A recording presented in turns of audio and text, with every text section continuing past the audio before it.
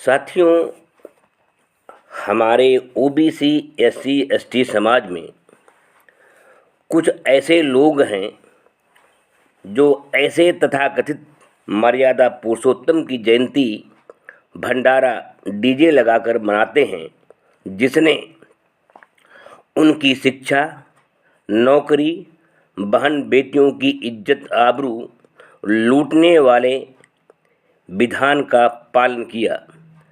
धर्म ग्रंथ को सुन लेने, बोल देने पर कान में खौलता तेल, मुंह में गर्म सरिया और जीभ काटने वाले कानून का पालन किया। दूसरी तरफ कुछ एससी एसटी ओबीसी के लोग ऐसे महापुरुष की जयंती डीजे साउंड लगाकर धूमधाम से मनाते हैं, जिन्होंने सभी जाति वर्ग को शिक्षा, नौकरी, मान सम्मान, प्रतिष्ठा का समान अवसर दिया।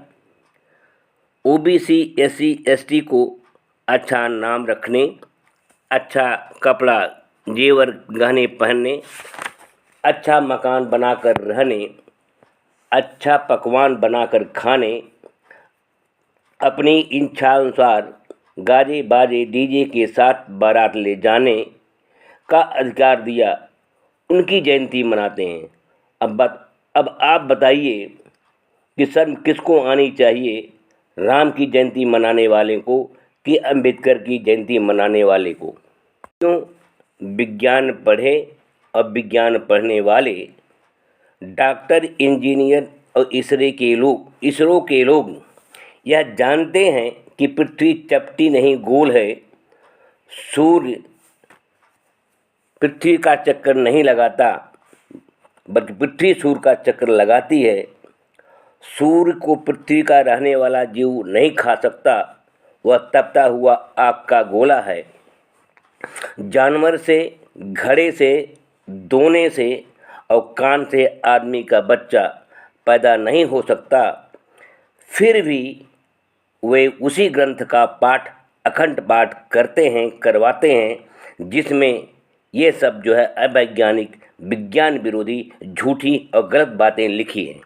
यदि गोबर खाने वाले और मूत्र पीने वालों की संख्या या उनके बहुमत हो जाए तो क्या इतने सारे लोग खा रहे हैं, यह समझकर आप भी गोबर को हलवा मानकर खा लेंगे? यदि ज़्यादा लोग अपनी बहन बेटियों का शुद्धिकरण पुरोहितों से कराने लगे तो यह कहकर कि इतने सारे लोग कर रहे हैं, आप भी अपनी बहन बेटियों का शुद्धिकरण पुरोहितों से कराएंगे? यदि राम कृष्ण शिव की तरह उनका अनुसरण करते हुए समाज के लोग गलत काम करने लगे तो क्या वह धर्म नहीं धर्म हो जाएगा? भगवान बुद्ध का धर्म कहता है कि गरीबों, निर्बलों, विकलांगों की जहाँ तक संभव हो मदद करनी चाहिए, जबकि सनातन हिंदू धर्म कहता है कि नहीं, ये गरीब विकलांग अपने पिछले जन्म के कुकर्मों का फल भोग रहे हैं, इनकी मदद करना भगवान के न्याय विधान में का उल्लंघन है। इसका उल्लंघन करने वालों को सजा मिलेगी। जो भगवान अपने ही भक्तों को धर्म ग्रंथ पढ़ने, सुनने, पूजा पाठ करने के कारण हत्या करे, उसकी बहन बेटियों का शुद्धिकरण करने, देवदासी बनाने और देवियों को प्रसन्न करने के लिए बच्चे की बलि चढ़ाने की शिक्षा दें, ऐसे भगवान की, ऐसे हिंदू राष्ट्र की, ऐसे राम राज्य की क्या ज़रूरत?